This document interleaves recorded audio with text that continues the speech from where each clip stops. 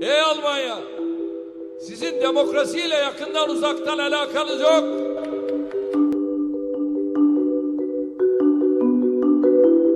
Sizin şu andaki uygulamalarınız geçmişteki Nazi uygulamalarından farklı değil, bunu böyle biliriz. Bunlar Nazi kalıntısı, bunlar faşist, bunu böyle biliriz.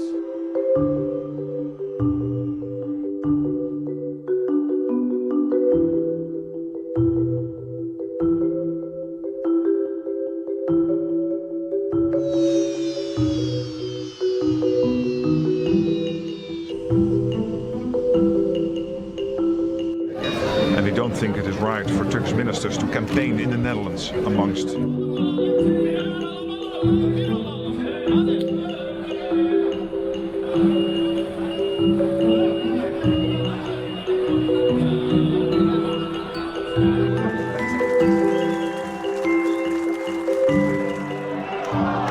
Türkiye'yi dünyanın 16. büyük ekonomisi kim yaptı?